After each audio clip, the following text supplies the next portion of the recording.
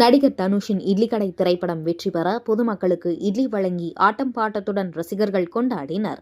GV. Prakash இசையமைப்பில் தனுஷ் இயக்கத்தில் நித்யா மேனன், அருண் விஜய், சத்யராஜ், பிரகாஷ் ராஜ், பார்த்திபன், சமுத்திரகனி ஆகியோர் முக்கிய கதாபாத்திரங்களில் நடித்துள்ள இட்லி கடை திரைப்படம் இன்று நாடு முழுவதும் வெளியானது. அதேபோன்று புதுச்சேரியில் உள்ள அனைத்து திரையரங்குகளிலும் இட்லி கடை திரைப்படம் வெளியானது.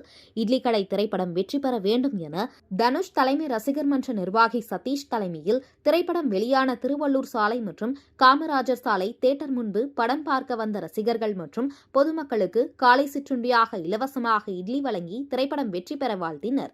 திரைப்படம் பார்க்க வந்தவர்களும் பொதுமக்களும் இட்லியை ஆர்வமுடன் வாங்கி சாப்பிட்டனர். மேலும் தனுஷ் கட் அவுட் மற்றும் பேனருக்கு பாலபிஷேகம், பீர் அபிஷேகம் செய்தும், மாலை அணிவித்தும், மலர் தூவி, பட்டாசுகள் வெடித்தும், இனிப்புகள் வழங்கியும் ஆட்டம் பாட்டத்துடன் கொண்டாடினர்.